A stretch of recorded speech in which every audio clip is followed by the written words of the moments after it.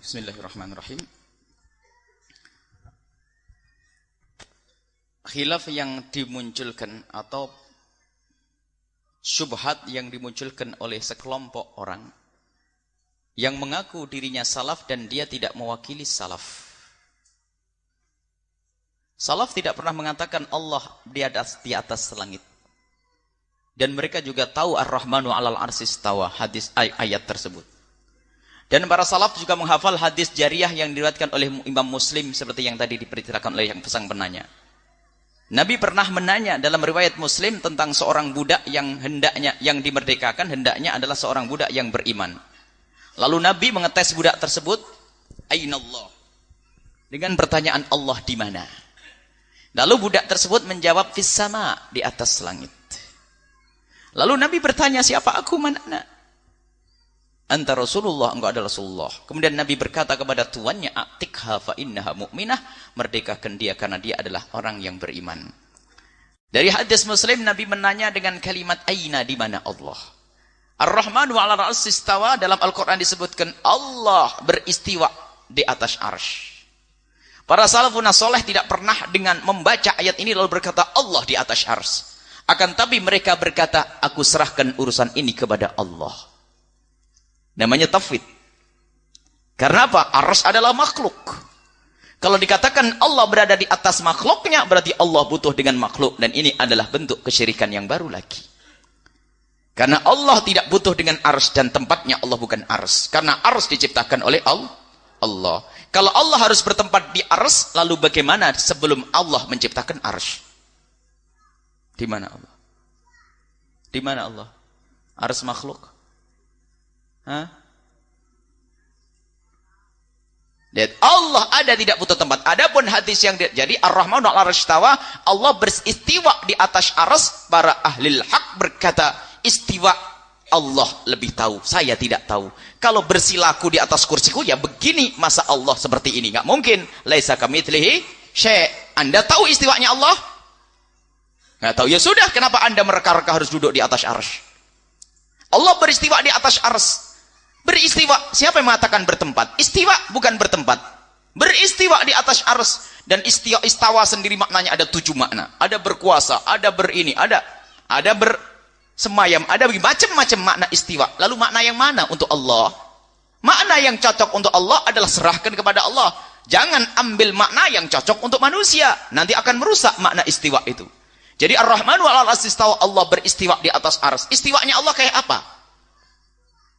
Tidak boleh bertanya dengan kayak di dalam diri Allah, dalam zat Allah Subhanahu wa taala. Allah beristiwa di atas arsy.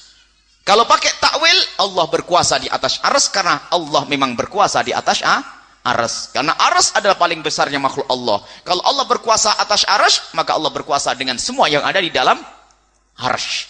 Baik, adapun hadis jariyah yang diriwayatkan oleh Imam Muslim. Hadis sahih karena Imam Muslim yang meriwayatkannya. Akan tapi lihat, kembalikan kepada usul akidah. Hadis ahad tidak boleh kita jadikan sandaran akidah. Lebih dari itu. Di situ ada riwayat-riwayat yang diriwayatkan oleh Imam Baihaqi dan lainnya, bahwasanya hadis jariyah itu tidak begitu bunyinya. Hadis jariyah itu budak. Hadis yang bercerita tentang budak dalam riwayat lain berbunyi begini. Atashhadina alla ilaha illallah wa anni rasulullah.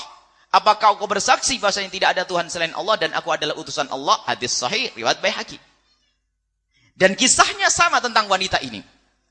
Hadis yang diriwayatkan oleh Imam Muslim adalah sahih dan hadis riwayat yang imam lain juga sahih. Kira-kira mana yang benar di antara dua hadis ini? Apakah benar yang harus ditarjih adalah riwayat Imam Muslim? Ulama mana yang mengatakan riwayat Imam Muslim harus didahulukan daripada hadis yang lainnya? Memang betul Imam Muslim didahulukan dari yang lainnya, itu urutan ke-102 menurut Imam Zainuddin Al-Iraqi. Jadi tarjih antara hadis dengan hadis itu ada. Bukan berarti setiap Bukhari Muslim harus didahulukan. Akan tapi ada riwayat lain bahasanya, Atashhadina alla ilallah, apakah aku bersaksi bahasanya tidak ada Tuhan selain Allah? Kemudian riwayat lain, Ainallah, Allah di mana? Kira-kira mana yang lebih, kira-kira dulu orang awam kira-kira. Tahqiqnya ahli ilmu. Kalau orang awam kita bertanya ahli ilmu. Kalau kita pengen mengetes orang Islam atau tidak Islam dengan apa? Dengan syahadat atau dengan Allah di mana? Coba jujur. Disepakati ulama ijma dari masa ke masa. Kalau orang pengen masuk Islam pakai apa? Asyhadu alla ilaha illallah. Apakah Allah di mana? Mana itu semuanya? Allah di mana? Enggak. Makanya dari inilah ulama mengatakan hadis yang diriwayatkan Imam Muslim adalah makanya hadis riwayat sahih tapi maknanya adalah tidak sesuai, maka ditinggalkan ini riwayat. Kita pakai riwayat yang benar, apa itu? Atasyhadina alla ilaha illallah wa anni Rasulullah. Engkau bersaksi tidak ada Tuhan selain Allah. Apakah kau bersaksi bahwasanya tidak ada Tuhan selain Allah dan aku adalah utusan Allah? Dia menjawab, ya, aku bersaksi tidak ada Tuhan selain Allah dan Nabi Muhammad engkau adalah utusan Allah. Maka ini riwayat yang diambil. Cuman anehnya sebagian orang senang dengan riwayat itu, memang dia itu adalah anak keturunan orang Mujassimah, mengatakan Allah berjisim dan bertempat, dan itu paling susah dibenarkan. Seolah berhujah dengan riwayat hadis sahih Muslim. Akan tapi riwayat lain mengatakan seperti itu. Atasyhadina. Kemudian kebingungan mereka akan terbaca. Allah itu ada di atas arsy. Terus disodorkan ayat. Innallaha bikulli syai'in muhit. Allah meliputi segala sesuatu. Lalu gimana gambarannya? Allah meliputi segala sesuatu. Muhitun bikulli syai'. Muhitun bikulli syai'. Ayat bunyi, bagaimana ayatnya bunyinya? Wallahu bikulli syai'in muhit. Allah meliput. Jadi bagaimana mana Allah meliputi? Dia bingung. Jadi ada aras makhluk yang paling gede, Allah ada di sini semuanya. Kemudian ada lagi dalam hadis sahih, Allah turun ke langit bumi, ke langit ke sama'id dunya, ke langit dunia setiap sepertiga malam akhir. Gimana turunnya?